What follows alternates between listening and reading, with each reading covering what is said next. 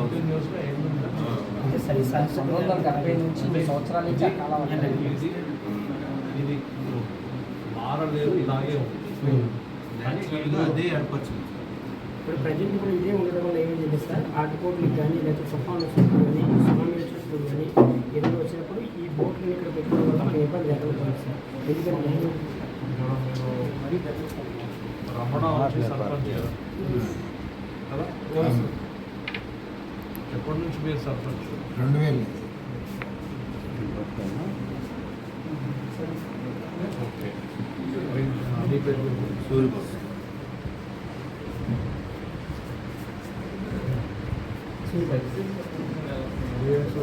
ఇది most sir. అది peaceful sir.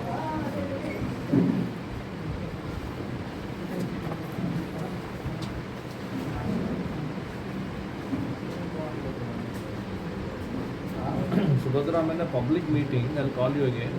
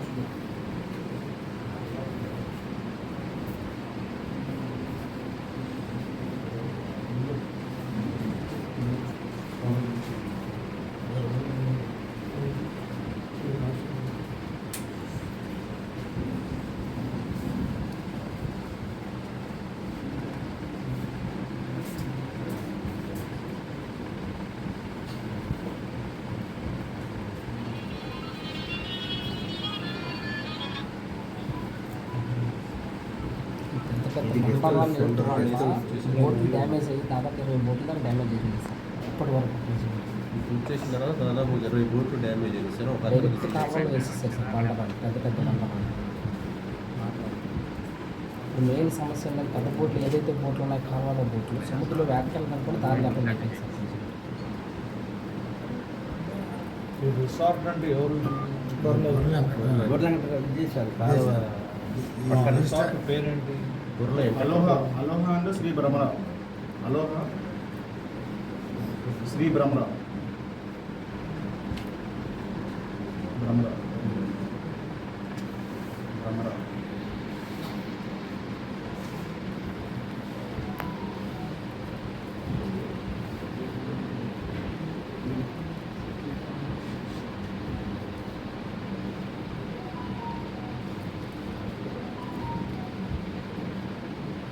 మొత్తం సీమూర్తి మొత్తాన్ని ఆక్రమించేసి ఇలాంటి పెద్ద పెద్ద కొండరాళ్ళు వేసేసారు సార్.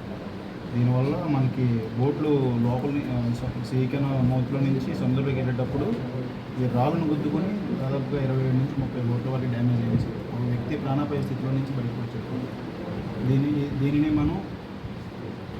దీనిని ఖండిస్తూ నిరసిస్తూ కలెక్టర్ గారి దృష్టి కూడా తీసుకెళ్ళాం. పాత కలెక్టర్ గారు మన జిల్లా కలెక్టర్ గారు వెంకటరెడ్డి గారి దృష్టి తీసుకెళ్ళాం. ఆయన ఒక కమిటీని ఏర్పాటు చేయడం జరిగింది. కమిటీ ఇచ్చిన నివేదికను బట్టి 1 నెలలో మీకు దీనికి ఖచ్చితంగా పరిష్కారం చూపిస్తానని చెప్పారు. నెల అయిపోయింది, 2 నెలలు కూడా గడిచింది, బట్ ఎటువంటి ఫలితం లేదు.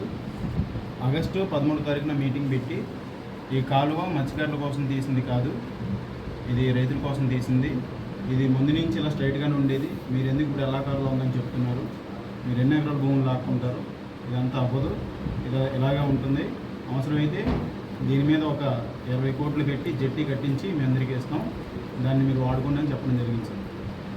బట్ ఏంటంటే అదలా స్ట్రైట్గా ఉండడం వల్ల మాకు ఎటువంటి ఉపయోగం ఉండదు. మా జీవనోపాధిని మొత్తాన్ని దెబ్బతీసినట్టు ఉంటుంది. దాని మీద జెట్టి కట్టినా కూడా మాకు ఎటువంటి ఉపయోగం ఉండదు దాని మీద కట్టడం వల్ల.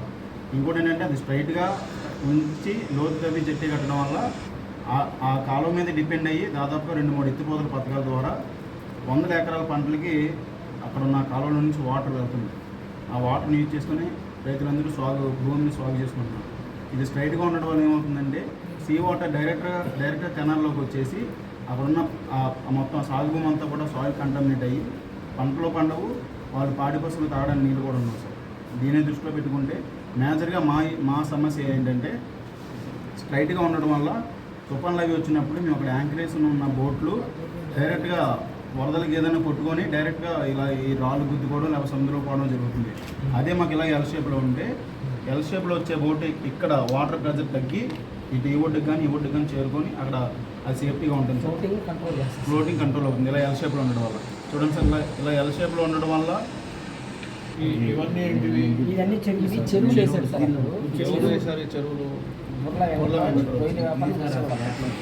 అంటే ఈ చెరువులు మరి సముద్రానికి మీ దగ్గర వేయచ్చా? అంటే అప్పుడు మనం సిఆర్ సెట్ గైడ్ లైన్స్ చేసే పనులు మొత్తం చట్ట వ్యతిరేకంగానే చేస్తారు సార్. ఆయన చేసే మెయిన్ పనులు ఏంటంటే ఏదైతే పొరం బుక్ ల్యాండ్ ఉన్నాయో ఆ ల్యాండ్ని మనం కూడా ఆక్రమించుకోవటం, ఏదైతే ఎలక్షన్ కోడ్ దగ్గరలోకి వస్తుందో అలాంటప్పుడు వాటిని రిజిస్ట్రేషన్ చేసుకోవడం. మన రోడ్డు మీద ఒకసారి ఎంకరేజ్ చేస్తే మొత్తం చేసే పని మొత్తం అలాంటిదే సార్. మరి అధికారులు ఉన్నారు కదా, అట్లాంటివి చేస్తే మరి అధికారులు రిపోర్ట్ చేయాలి. అధికారులే చెప్పారు సార్. ఇంతవరకు మనం అన్నీ చెప్పాము. అది కూడా దీంట్లో దాదాపు 900 ఎకరాలు సారగర్భ నుంచి గతంలో కూడా అక్కడ ల్యాండ్ కూడా ఇచ్చేది సార్. మనోడు ఏమంటున్నాడంటే నాకు వచ్చింది అంటున్నాడు. అసలు మనోడికి సంబంధించిన ల్యాండ్ అయితే కాదు. ఈ రాళ్ళు వేసింది, ఈ రాళ్ళు వేసింది మొత్తం పూడ్చుకుంటూ వచ్చాడు. పూడ్చుకుంటూ వచ్చిన తర్వాత ఇక్కడ కొంచెం గెస్ట్ హౌస్ కట్టాడు. ఈ గెస్ట్ హౌస్ కట్టింది కూడా అతని భూమి కాదు, ఉపసామి భూమి. ఈ ఉపసామి భూమి అయితే దీన్ని వచ్చేసి తప్పుడు పత్రాలతో ఇతనికి 35 ఎకరాల భూమి ఉంది. ఇతనికి కానీ ఇతని భార్యకి కానీ ఇలాంటి రిజిస్ట్రేషన్ చేసుకున్నాడు. ఇతను 35 ఎకరాల భూమి ఉంటే ఎకరం వచ్చి 5 కోట్ల రూపాయల భూమి. ఇతను గవర్నమెంట్ పట్టా ఇచ్చారని ఇక్కడ చెప్తా ఉన్నారు. ఆ పట్టా ఏంటంటే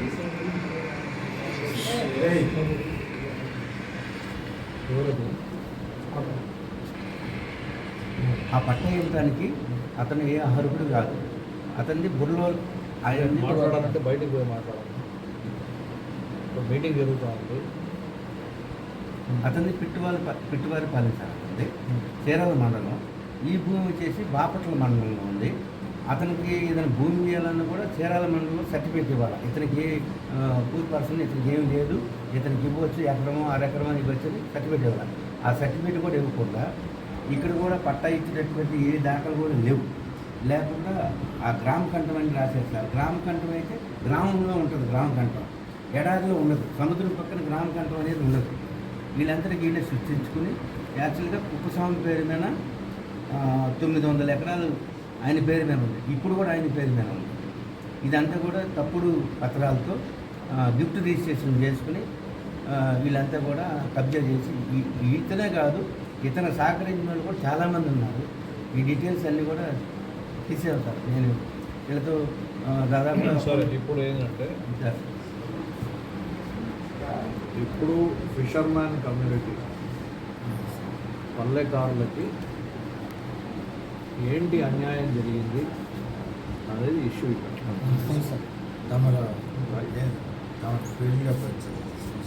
చూస్తాను, తప్పకుండా చూస్తాను. ఇప్పుడు వీళ్ళు చెప్తుంది ఏంటంటే ఇదంతా వీళ్ళు రిపోర్ట్ తయారు చేసుకుని వచ్చారు. ఈ రిపోర్ట్లో వాళ్ళు చూపిస్తుంది ఏంటంటే 2011 సంవత్సరం నుంచి ఈ కెనాల్ అనేది ఎల్ షేప్లో ఉంది. సముద్రం దగ్గర సముద్రంలో జాయిన్ అయ్యేటప్పుడు ఇది ఎల్ ఆకారంలో దానంతటికి అదే 72 నుంచి ఎవరో చేసింది కాదు, దానంతటికి అదే అది ఫార్మేషన్ చేస్తుంది. ఫార్మేషన్ అది ఎల్ ఆకారంలో ఫార్మేషన్ చేసుకునేటప్పుడు మరి ఎల్ ఆకారంతో వీళ్ళకి ఇబ్బందులు వస్తున్నాయా లేకపోతే వీళ్ళకి సుముఖంగా ఉందా? అంటే ఎల్లాకారంలో ఉండడం వల్ల సుముఖంగా ఉంటుంది సార్. ఎల్లాకారం లేకపోవడం వల్ల ఎల్లాకారంలో ఉండడం వల్ల పల్లెకారులకి సేఫ్టీ ఇది మంచిది, ఈ సేఫ్టీ సుముఖంగా ఉంది అని అంటున్నారు. ఎందుకు సుముఖంగా ఉంది చెప్తాను సార్. నేను ఎల్లాకారంలో ఉండడం వల్ల ఏవైతే సార్ ఈ తుఫాన్లు కానీ సునామీలు కానీ ఇచ్చినప్పుడు ఏదైనా మనకు మీరు జారీ చేసినప్పుడు ఏం చేస్తుందంటే తుఫాను యొక్క అలజడికి సముద్రం ఉప్పొంగుతుంది సార్. ఉప్పొంగడం వల్ల ఏమైందంటే ఈ సముద్రానికి ఈ కాలువకి మధ్య చూడండి ఇసుక తిన్నులు ఉన్నాయి. ఇసుక తిన్నులు ఆపేస్తారు సార్. ఎంతవరకు 75% వరకు ఆపేస్తారు సార్. తర్వాత ఏమైందంటే ఫ్లోటింగ్ ఆపుతుంది సార్. ఈ సముద్రం యొక్క ఫ్లోటింగ్ ఎప్పుడైతే ఆపుతుందో లోపలికి వచ్చి ఇక్కడ యాంగర్ వేసి ఉంటాయి సార్. బోట్లన్నీ ఇక్కడ యాంగర్ వేసి ఉంటాయి. అప్పుడు ఏమైంది ఈ నీటి శాతం యొక్క ఆ స్పీడు ముందు రాను తగ్గుకుంటే క్రమేపీ తగ్గుకుంటే వెళ్తుంది సార్. అప్పుడు బోటు గుద్దుకోవచ్చు సార్. ఇదే ఎంతసేపులో కాకుండా డైరెక్ట్ స్ట్రైట్గా ఉండడం వల్ల ఏమైందంటే ఎప్పటి వచ్చే సమయంలో ఈ డైరెక్ట్ వాటర్ ఏంటంటే డైరెక్ట్గా కొట్టేయడం వల్ల నీటి యొక్క సాంద్రత ఎక్కువ పెరిగిపోవడం వల్ల బోటు గుద్దుకొని బోట్లు అన్ని డ్యామేజ్ అవుతాయి సార్. ఇప్పుడు ఉండే మాకుండే హాస్టల్ ఏమి ఉండదు సార్. ఏంటంటే ఏదైతే బోట్లు ఉన్నాయో ఏమి ఉన్నాయి సార్. మీరు ఎప్పుడైనా పెద్ద సీ పోర్ట్కి వెళ్ళారా? వెళ్ళాం సార్. ఇక్కడ కృష్ణపట్నం మచిలీపట్నం చూసాను సార్. అక్కడ ఎలా ఉంటుందంటే ఇది నేల అయితే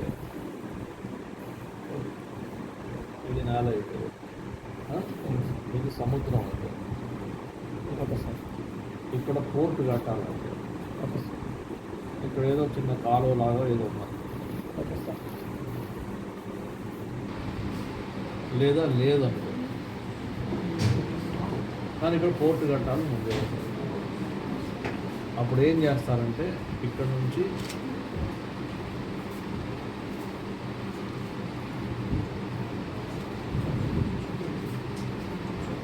ఓకే సార్. ఇది బ్రేక్ వాటర్ అంటారు. ఎందుకు కడతారు బ్రేక్ వాటర్? ఇటు వడి ఉన్నప్పుడు ఇటు తగ్గింది సార్, ఇటు వడి ఉన్నప్పుడు ఇటు తగ్గింది సార్. అప్పుడు ఈ బ్రేక్ వాటర్ కట్టిన తర్వాత ఇక్కడ బర్త్లు వేస్తారు. ఈ బర్త్ల దగ్గర వచ్చి బోట్లు అవుతాయి. ఈ బోట్లను డ్యామేజ్ చేయకుండా ఈ బ్రేక్ వాటర్. సో మీకు న్యాచురల్గా దేవుడే మీకు బ్రేక్ వాటర్ ఇచ్చాడు.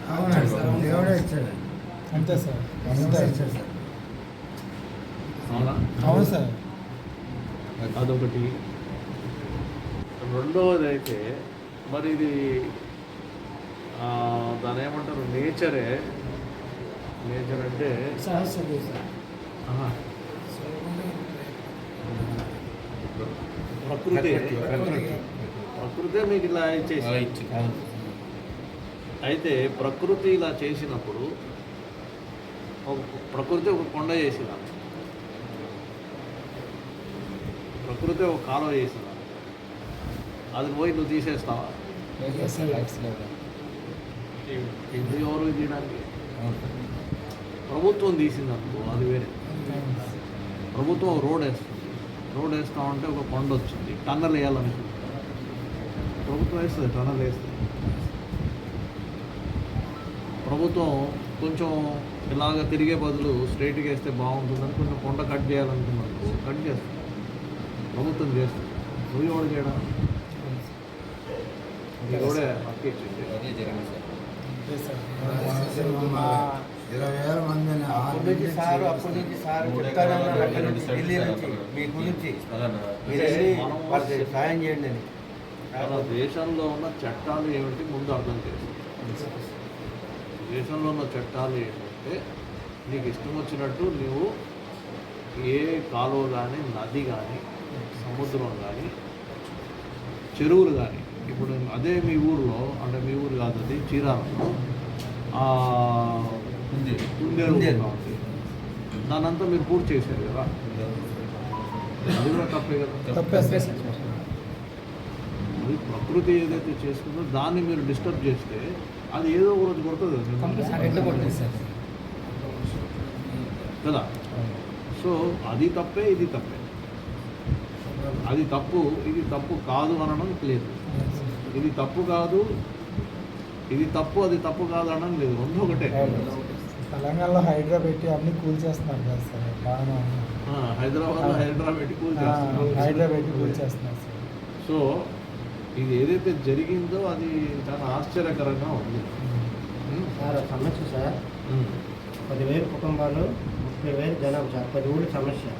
ఒక్క రైతు, ఒక భూస్వామి, 30,000 మత్స్యకారులకి జీవనోపాధి లేకుండా 6 నెలలుగా మేము శరీర ఆటలకు వెళ్ళకుండా కోర్టు పగిలిపోతూ ఉన్నాయి, ఇబ్బంది పడతా ఉన్నాం, జరుగుతూనే ఉంది. ఎవరు కూడా ఇంతవరకు తీసుకోలేదు. కలెక్టర్ గారిని వెళ్తే 10 రోజులు, పాత కలెక్టర్ గారిని నెల వేసారు, అది పోయింది. కొత్త కలెక్టర్ గారు 10 రోజులు అన్నారు సార్. పెద్ద పెద్ద బండరాళ్ళు ఉన్నాయి ఆల్రెడీ ఇప్పుడు కూడా పగిలిపోతాయి. చూపిస్తాం. ఇమీడియట్గా 2 రోజుల్లో తీస్తా ఉన్నారు సార్, ఇంతవరకు తీయలేదు సార్. మా ఆకలి బాధలు ఎవరితో చెప్పొద్దాం తమ లాంటి వాళ్ళు మా ఆకలి ఆల్రెడీ ఒక బోర్డు పగిలిపోయి రిపేర్ ఎవరు సార్ మా చేసుకుంటారు కష్టాలు డబ్బులు లేక వేటకెళ్ళకుండా పక్కన ఢిల్లీ నుంచి లాగేస్తారు పుస్తకాలు మాట్లాడుతూనే ఉన్నాడు. నేను మా దగ్గరికి వచ్చి చెప్తానే ఉన్నా సార్ సో ఇప్పుడు దీనికి పరిష్కారం ఏంటి?